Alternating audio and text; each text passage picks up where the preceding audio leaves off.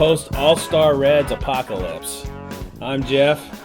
I'm John, the bald guy. And I'm Kim. And we are three old Reds fans coming to you from Studio 82, just down the street from our good friends at Beans in the heart of Cedarville and the birthplace and final resting place of Bumpass Jones. Tom's excuse for not being here has something to do with being on vacation. Yep. And I'm jealous, at least because I'm sure he's got a lake view that is light years better than the view we've had of the Reds the past 4 days.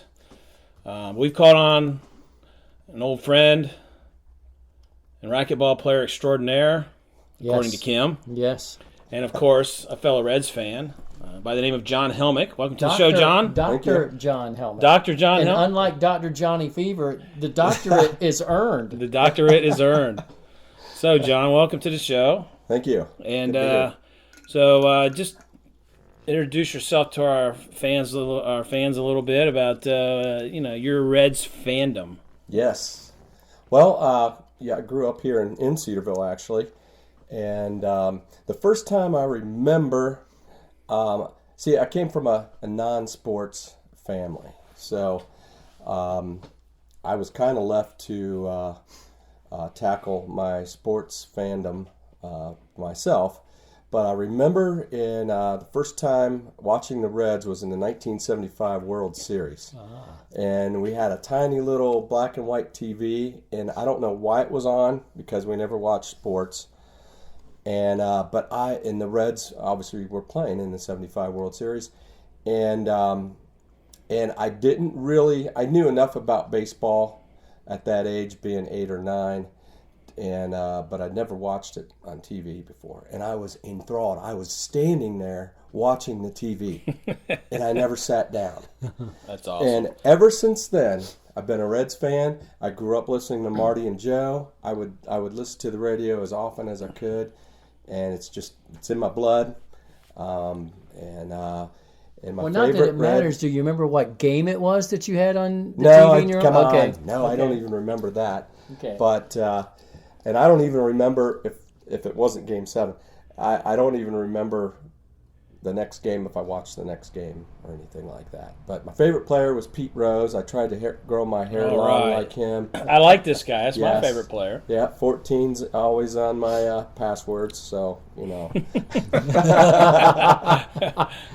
Oh, you made the hacker's job a little bit easier there, John. That's right. So we got two Rose fans, and of course our other two guys here, Kim and Tom. They're partial to Mr. Bench. Mr. Bench, that's right. Yes. And he's right there. He's in my top 5.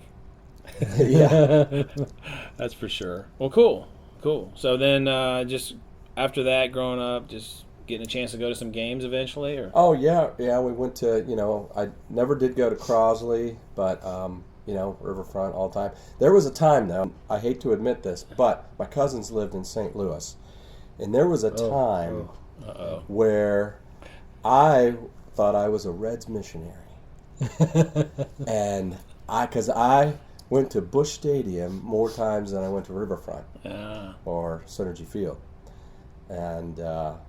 But that's always fun, and back then, you don't hate the Cardinals as much as you do now. But that's true. That's true. Well, cool. Well, we had some exciting event yesterday. As we've talked about Bumpass Jones, and he's from Cedarville, and he threw the Reds' first no-hitter, and it was his major league debut back in 1892, and then his career was precipitously downhill after that. It's about as downhill as fast as you can go. And I heard, did Tom say, or who said that because that year they moved the pitching? Yeah, it was 55 feet 6 inches, I think, and up until 1892, and then it went back 5 feet. So then maybe that had something to do with it. So, but throw your calibration off. Yeah. So I went out looking over to North Cemetery, looking for his gravesite on Saturday. I had a picture of it that I found online, and I thought the thing was really low to the ground. Turns out it's about 10 inches high, the stone. And so then I got another picture of it. Oh, okay, now I can find it. So I went out Sunday afternoon, found it like in 3 minutes. I'm driving. I take some pictures of it and do a little video, which is on our web. I'll tell you about that in a second.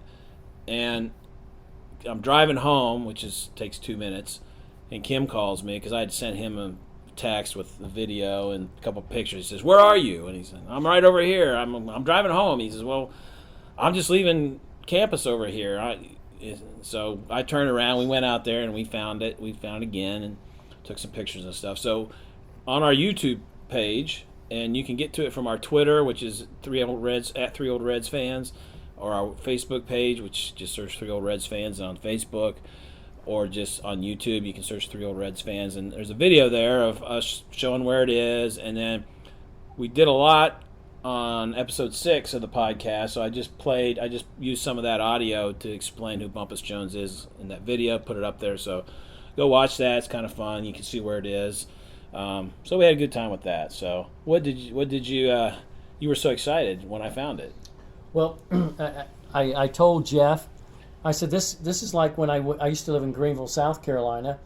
I said, this is like when I took my daughters to see Shoeless Joe Jackson's burial site. Of course, they had no clue what was going on. And here I am just excited to be there. And on Shoeless Joe Jackson, there's money, there's a baseball bat, a bobblehead doll. People are always leaving baseball memorabilia at his site. So, it was a little lonely there. It was a little lonely. Maybe we need to leave a little something there. So maybe we should leave a little memorabilia there. I got a Joey Bumpass Votto Jones. bobblehead without the bat in his hands. It broke off. So it's not worth anything. Yeah, right. You might as well put it out there. Yeah. He could. That's somebody Bumpus could get out now. Yeah.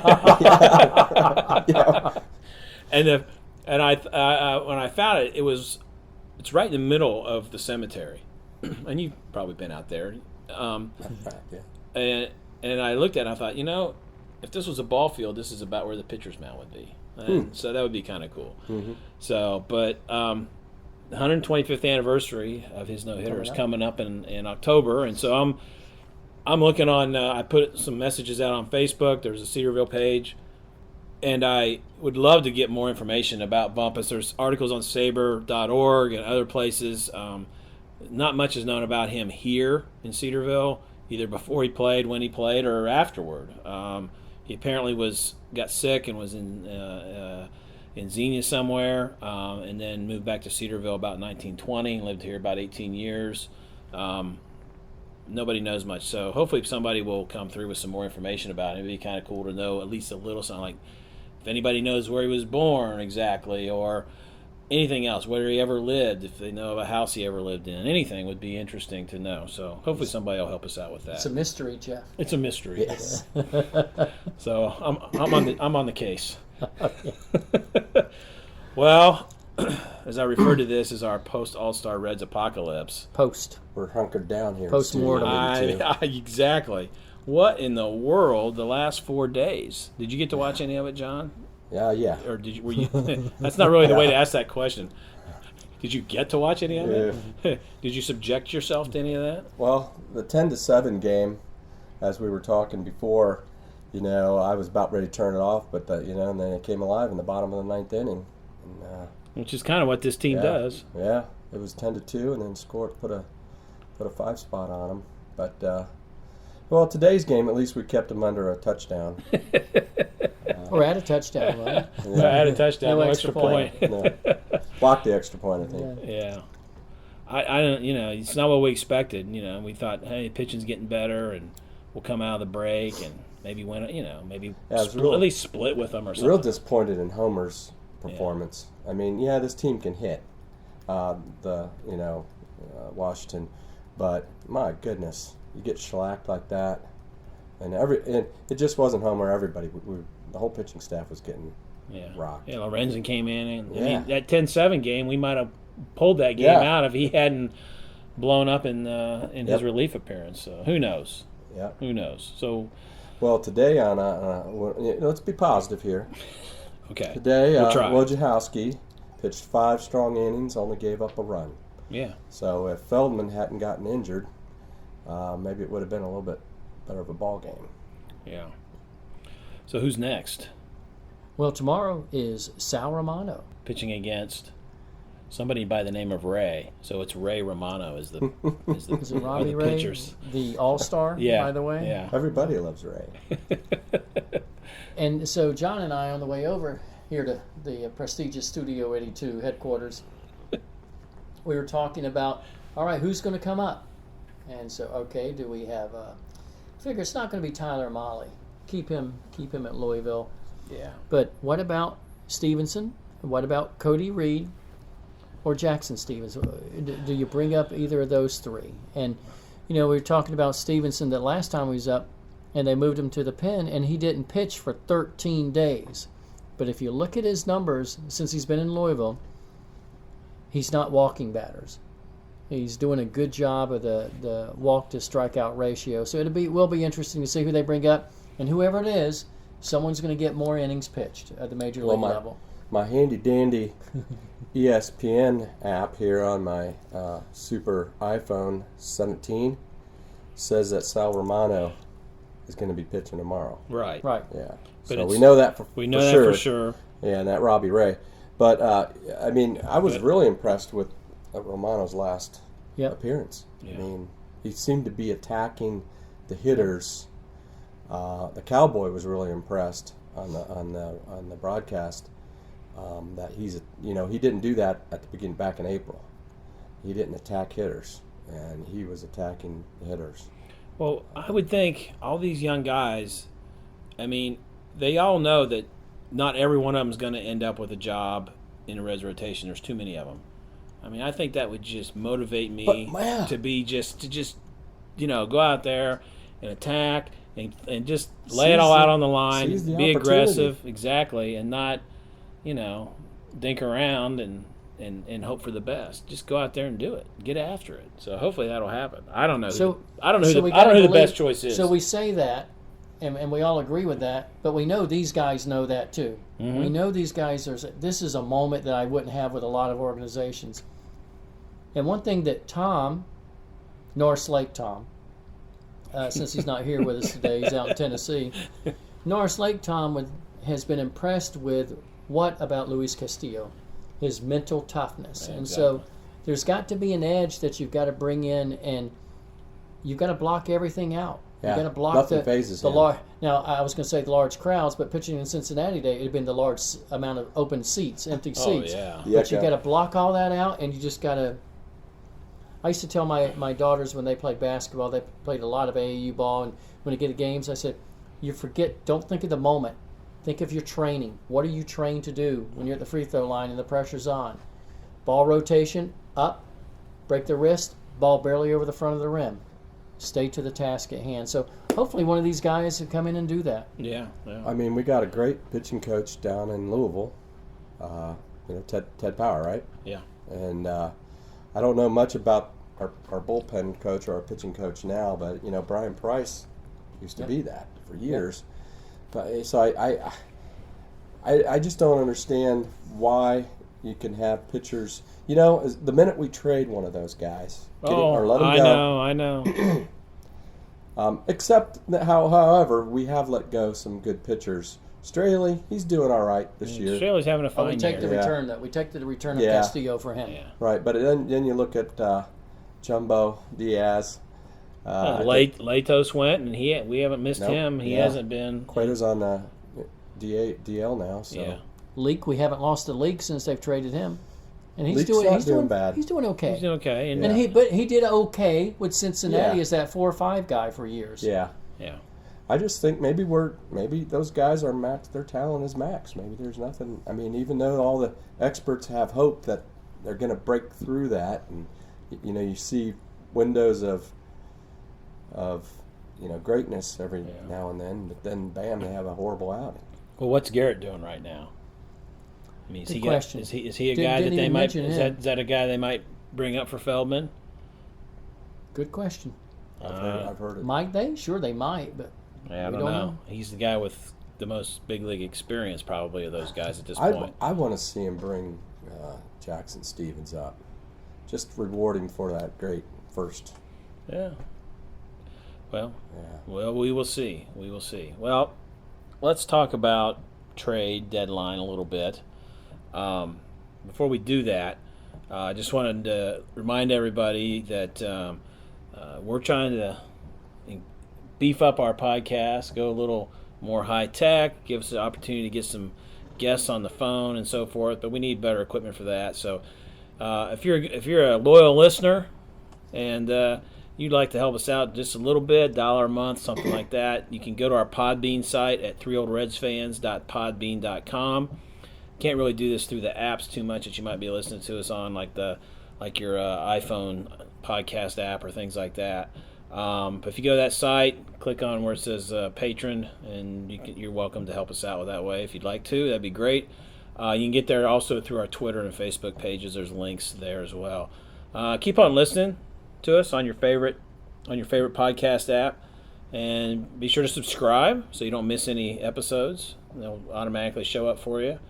And we're also on YouTube, Tumblr, Pinterest. Just search 3 Old Reds Fans if you like those channels.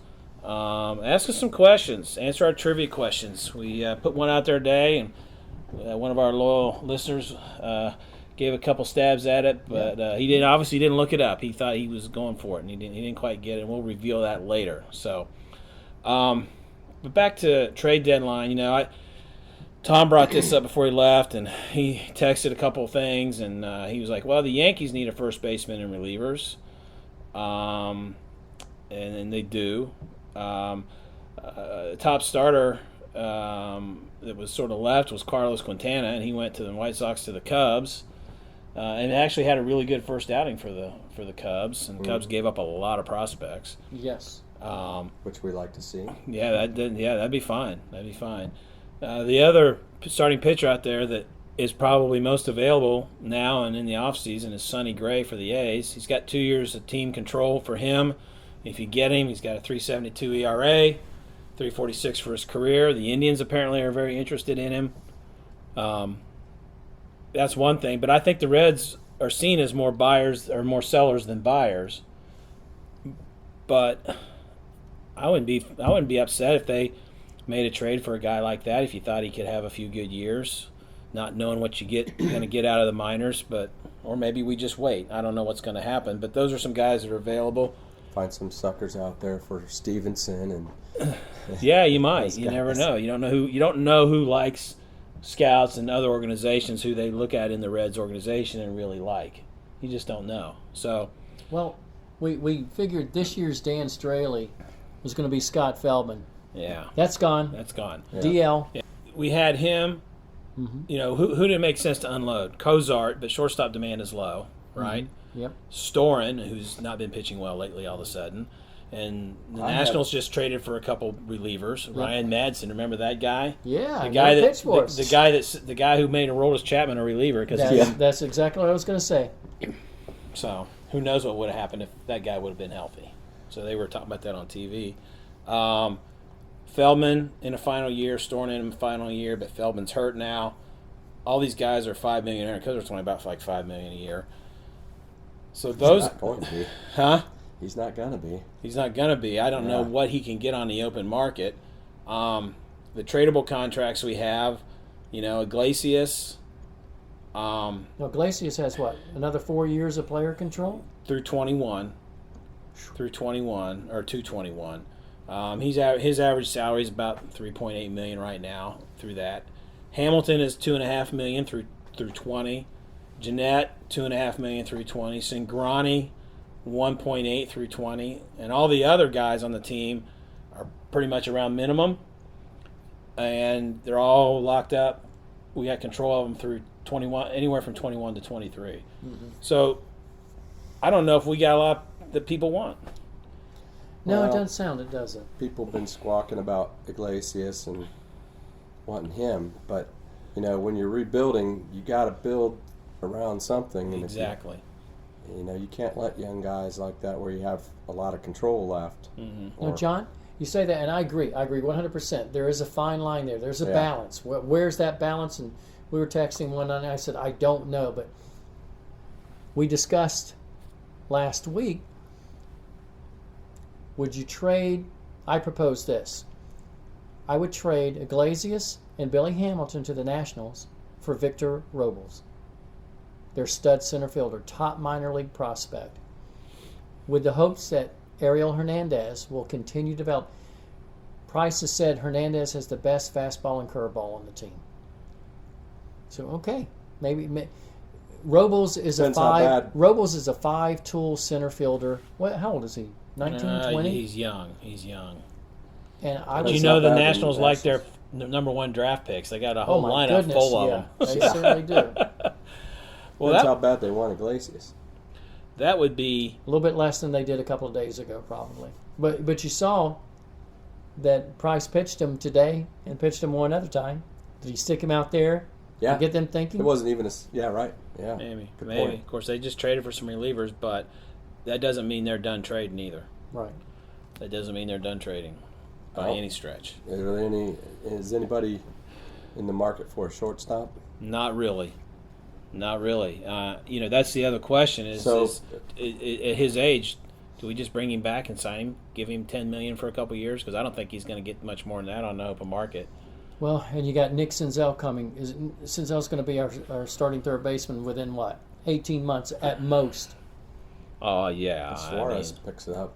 Suarez needs to pick up. Suarez, we need him at 280. So if Cozart leaves, but I'm changing bases on you, next door to Suarez and Keep him at Senzel, shortstop.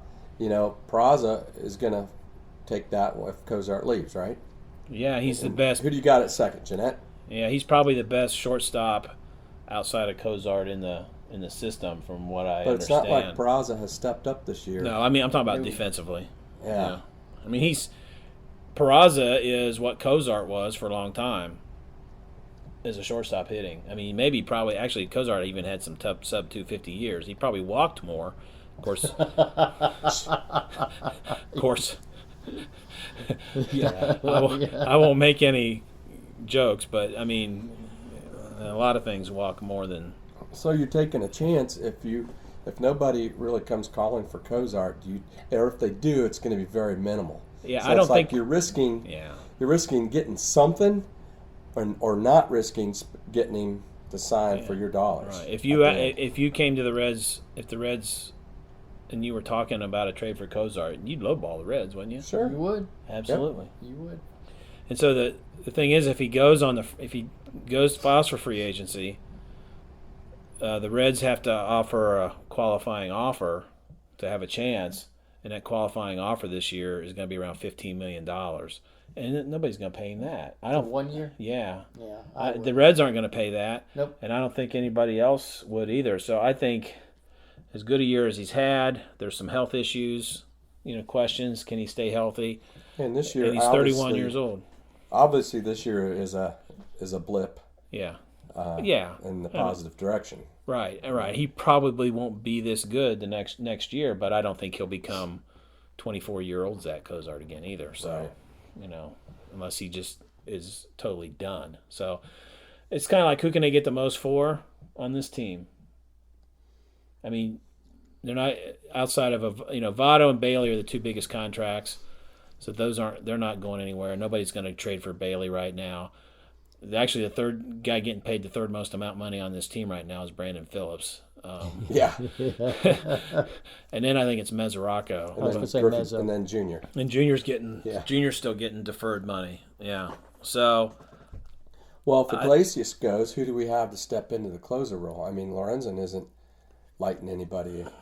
Storen was a former closer. Yeah, well, and you mentioned Ariel Hernandez as a future possible down the road. I think Duvall's the other guy who could trade value. Absolutely. I think those are the two most. Jess Winker could be if somebody really likes him, and they got a perfect spot for him. All he does is get on base. Yeah, but you don't want. Nobody's going to spend anything for a corner outfielder to not hit home runs. He hasn't shown any power. You don't pay for a corner outfielder to get on base. Yeah, if he can hit 15 to 20 homers, would you keep him? 15 to 20 for a corner outfielder is low.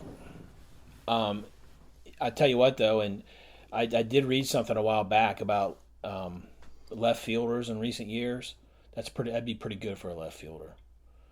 Left field has been a declining position. You've got Duvall with 20 already. Well, he's an exception to that rule right now. But I saw something a while back. I can't remember where it was. I'd give somebody credit for it.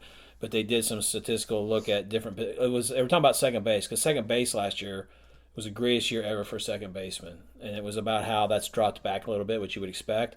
Then they had it graphed out for all these positions, and left field is not what it used to be. I mean, yeah, it took the Reds a long time to find a left. They had a good left fielder for like 4 or 5 years. All those years they won the divisions, they didn't have. It was a different guy every year. Even Ludwig. Even when they were in divisions, Yeah. a different guy every year. It was a Ludwig. It was Heisey. It was Gomes. It was all these guys. And Heisey this weekend. Yeah, he got to play against the Reds, so it was good to see him. 200. Yeah. So making room for, like you said, Senzel, Winker possibly. You could trade an outfielder. Should the Reds? Okay, so I think we would agree. Really, they're more sellers than buyers. Not sure they got a lot to sell. Kim, do you want to be aggressive, or do you want us to just see what we got? Let's give another year of grooming and see what we have before we get much more aggressive. That's tough. I think the key is, because Tom would always say, we need pitching. We need pitching. To be successful, you have to have starting pitching. And right now, John mentions Ted Power. We mentioned Brian Price, pitching guru. How ready or how close to the cusp are these guys in the minors? Molly, Reed, Stevenson, and I'll put Jackson Stevens on the periphery. And Garrett. I forgot about Garrett. How close are they to the cusp? Because if they're close and you think they're going to do something, then maybe I would hold serve a little bit. Okay. But I would certainly not give Cozart $15 million. No. Well, the thing I always look at is team chemistry. I mean, look at our defense. Yeah, I know. I hate to break that up. And our hitting's been a whole lot better than we were whining about last year. Oh, Shebs. Yeah. Shebs. Shebs. My favorite. And look at our outfielders are leading Major League Baseball in putouts. Assists. Outfield assists the other day. Yeah, so I would. Today. It's tough to when you start shipping out a Cozart and you got a Suarez that's lead. Suarez has improved his fielding tremendously this year. Oh yeah, and he's young. He's young. I like Suarez. And then you got talking about DeCenzo coming up, or Nick coming up to play third. You're interrupting some chemistry on defense. Okay. Well, Suarez could play shortstop too. Yeah. So maybe you leave Peraza over at second. And our bullpen has stepped up this year. Believe it or not, it didn't take too many steps, but so it's left up to our starting pitching. So I'm with you, and it's almost like, well, we might want to, unless somebody makes us an offer that we can't refuse. Right. We might want to just. So Jeff, let me ask you: the Nationals make that offer of Robles for Hamilton Iglesias. Oh, I'd do that in a second. Okay. So that means they probably won't. Yeah. That sounds too good to be true. I'd want them to throw Heisey in too. Exactly. And if they can get their hands on Aroldis Chapman in the meantime. Yeah, right. Oh, Jocketty wouldn't do it. No. Jocketty wouldn't do it. No way. Oh, man. Well, next week we're going to try to do a little You're the GM. Yeah. Propose a serious trade. So tweet us or Facebook us if you got any great trade suggestions. Or maybe we won't. Maybe our answer will be like, I'm standing pat. Maybe minor trades. So we'll see. We'll work on that. So we always had this segment of a throwback player, and we always let our guest do that. So John, you're up. Who's an old Red that you liked? Oh, I love this guy. And I found some interesting facts about him. Well, we like interesting facts. Because if I told you the normal stuff, you're going to guess him right away. Yeah, okay. So it's going to be easy for you. But I found some interesting stuff that even if you guess him, you were like, I didn't know that about him. So, anyway,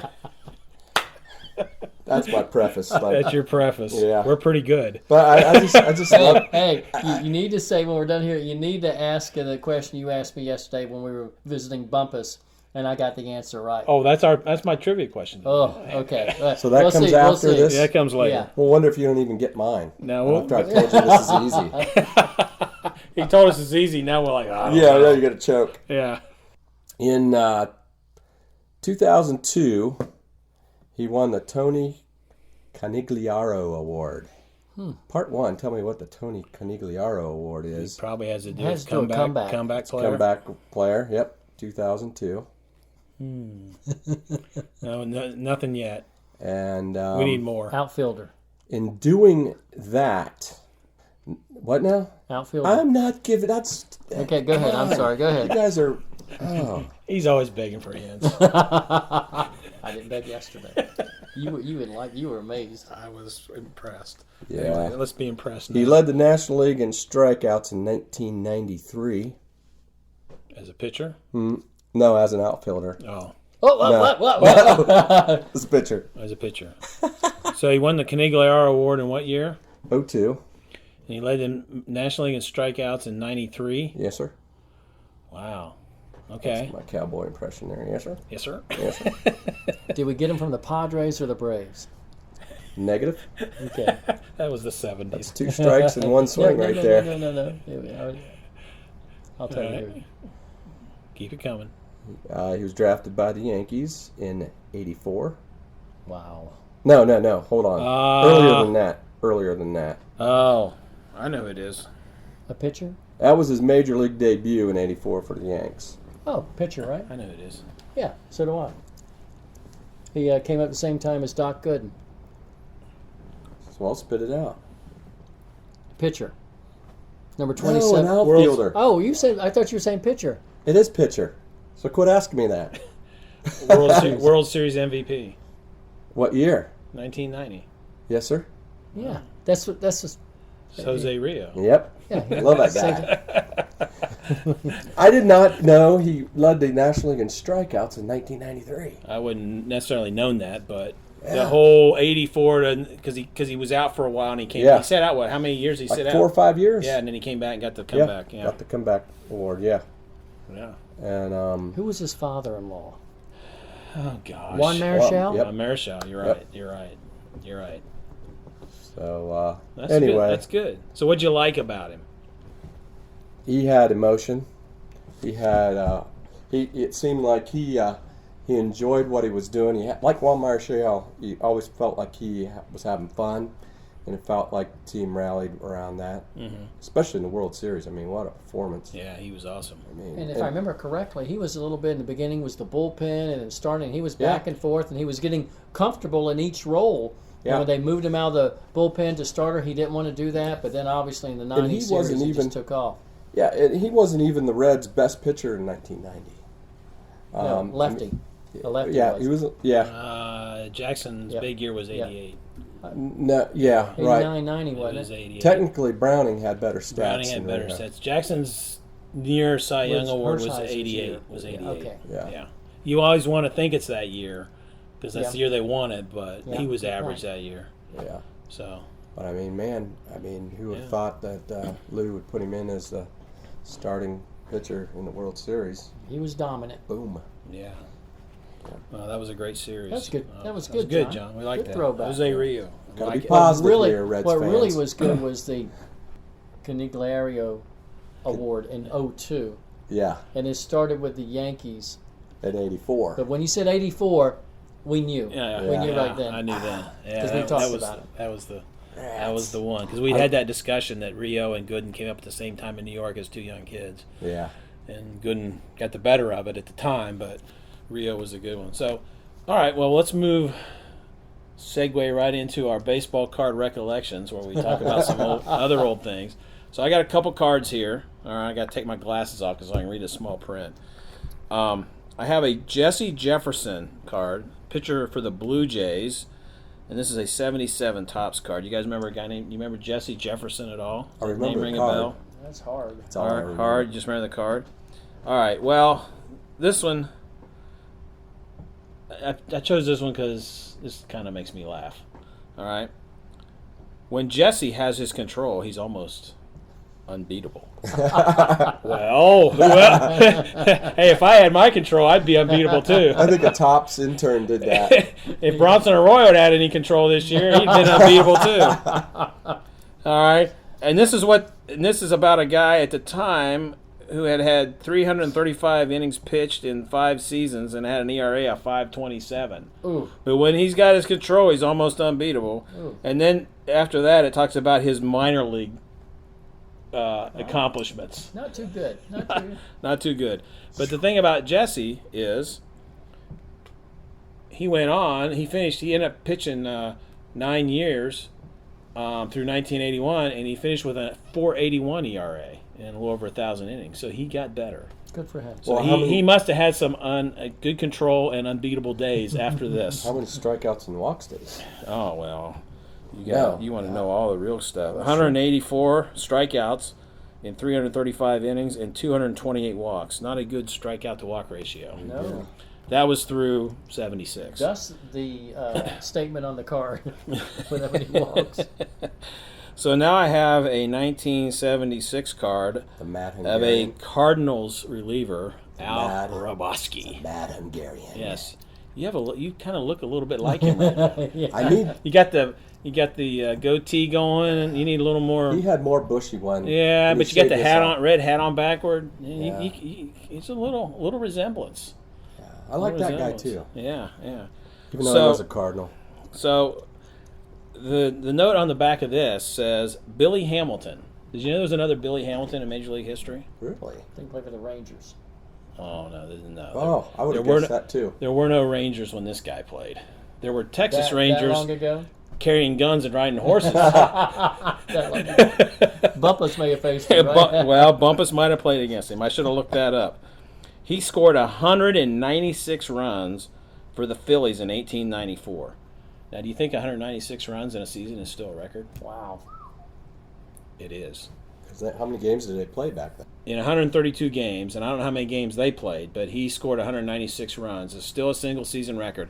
The closest, and this was in what year did I say it was? 1894. 1894. Bumpus was out of baseball. Oh, He just missed him. Well, he might have played against him before that. The closest in the modern era, being post 1901, was Babe Ruth. In 1921, Babe Ruth scored 177 runs. So that's the Wow. most in the modern era. Wow. He was elected to the Hall of Fame in 1961 by the Veterans Committee. Now, this Billy Hamilton could hit. could he run now? Yes, he could, and I'll get to that. He won batting titles in 1891, batting .340, and in 1893, batting .380. In 1894, he hit .403. He was 5th in the league. He was 4th on his own team. He's 4th on his own team, and a guy named Hugh Duffy, who's also a Hall of Famer, played for the Boston Beaneaters, batted .440. Okay? He's a career .344 hitter and a .455 OBP in his career. So if our Billy had those Billy numbers, he'd be headed for Cooperstown. So Yes, he it's would. a different era, but still. So he led, and you asked if he could run. He led the league in stolen bases 5 times. He stole 100 plus 4 times, and he had 914 for his career. His first 2 seasons were in the American Association, which was the forerunner to the American League. Became the American League, and he played for the Kansas City Cowboys. Can you imagine that? And then he played 6 years with the Phillies and 6 with the Boston Beaneaters, who were also later known as the Boston Doves, the Boston Rustlers, and finally the Boston Braves in 1912. And of course, to Milwaukee, to Atlanta. Right. So, interesting stuff. So our 3 old Reds fans stumper last week was, who was the last Red to get 2 hits in an All-Star game? Do you have any idea? Yes. Who? Barry Larkin. No. Right era was a teammate for a while of his. That was the guess that our listener on Twitter Dave made. Concepcion. No, later. 90s, early 90s. Billy Hatcher. No. Is he even an all-star? I don't know if he was ever an All-Star. I don't know how many times this guy was an All-Star. Actually, I didn't look it up. Batted leadoff. You want to give him a hint? I did. I just said he batted leadoff. Who we got him from? Oh, you got him from the Padres? What position? Yeah. Yeah. He played a number of positions. Yeah. Little guy. Yep. Yeah, you can see him right now. Yep. He's going to know it when you say it. Yeah, I'm gonna. All right, who was it, Kim? Biff Roberts. There Biff you Roberts go. in There you 1992. Did I say Biff? Yeah. Yeah. that was Biff Pokeroba. You were looking at me and you said Biff. It's so understandable. Yes. It happens. So, Biff Roberts, 1992. Okay. So, let's go ahead and do this week's, and then we'll get on to couple other things. But let's go ahead and get this week's in. And Kim actually guessed this. Very quickly. I was quite impressed. Now, we don't give this over the air, so if you know it, you can't say it because we got to give people a chance. Okay. And we'll disclose the answer next week.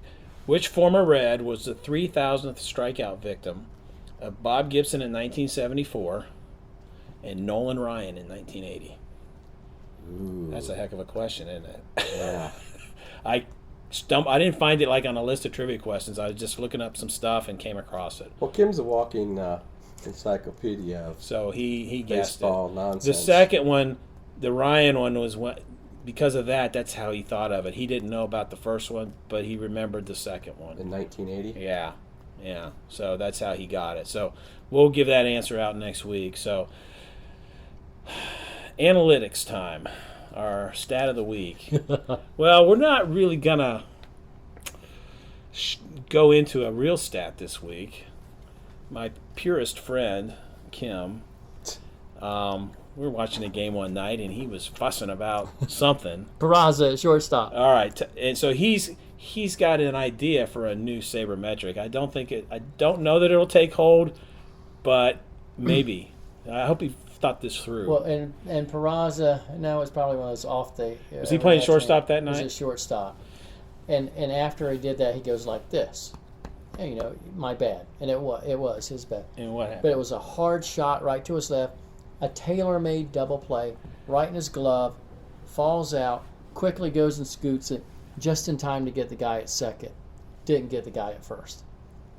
That ticks me because you want to make the play. And I played shortstop growing up. You want to make the play.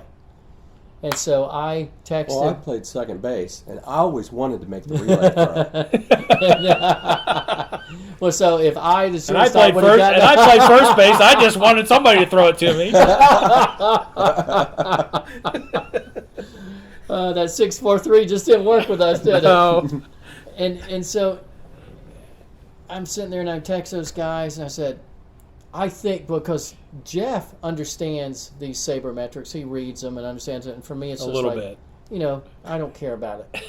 Give me average, give me ERA, give me things like that I'm used to. Yet at the same time, I don't discount these. There's just so many. And so, as a matter of fact, when I came up with it, one of them responded and added a plus to it at the end. Yeah, that was me. And so I said, all right, since we've been talking about sabermetrics, why don't we have a small e, uppercase DP, with an error on the, so it's not ruled an error because you can't assume, right? Well, you can't assume a double play. So there's no error on Peraza because you got an out at second. So you can't. So I'm thinking, so nobody why not gets have an a error. list of EDPs? If fielded cleanly, in the opinion and the judgment of the official scorer, it was a definite DP, double play. I think that would be interesting just to see, because even in that same inning, and they got out of it, the Reds did. In that same inning, one announcer said, if Peraza hadn't bobbled that ball, the Reds would have been out of this by now. I think it was against Arizona with Bailey pitching. Mm-hmm. And saved your pitcher, another 12 pitches. Right, and so it goes down as so Peraza's EDP would be what, 1 now. So the higher the number, we got to do it plus. We got to do the average is 100, and so every time you turn a double play, we subtract 1, right? No, you divide by it. So and every time, what's the EDP plus? What's the plus? I don't know. We'll come up with So one. we'll figure it out. We're working on it, and we'll when we come up with a really good plan, we'll send it to saber.com or saber.org and see if they'll incorporate the EDP. I'll draw out the mathematical equations. There you go. I'm a doctor. The more parentheses and letters, the better. That's Yes. right. Symbols. We like symbols. We don't know what the heck they mean, but we like them. We may have to have a consultant, fellas. But we got to have an EDP plus to go with it. EDP plus, RC Cola plus. Okay. All right. Most important thing is what's your choice for the donkey name? You got one? Yeah. What? Cozart. Cozart. Mhm. All right. You got one? How about Bumpus? Bumpus. Bumpus would be good. They don't even know. They don't. Why would they care about Bumpus though? We care. About We care about Bumpus. Yeah. 643. How about that? If we gave him a number. Yeah. What's your name? Star. He was because it was the All-Star. We just call him Star. Chevs Plus. Shebs plus Chevy. Pal Joey. Hee-haw. How about that? Anyway, you can, if you actually come up with one you really like and you think you can, the Reds have a thing going, you can email to donkey@reds.com and say a name. And don't they have a website that gives you the ground rules, so to speak? I don't know. But I just know that you can email it to them, and Cozart's going to look at all of them and make a decision. And then whoever he picks, or if a lot of people suggest the one he picks, I don't know, they're going to do some kind of prize or something. I don't know. It's all. You know your team's having a little bit of a tough season when this is enjoyable. This is enjoyable. This might be the only thing we talk about next week. Hey, did you see the donkeys on the field? Yes. 3 of them.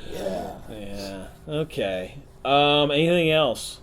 Did you see Teddy Kramer come out to give Dusty a hug? No, I did Remember, not. you know who Teddy Kramer is?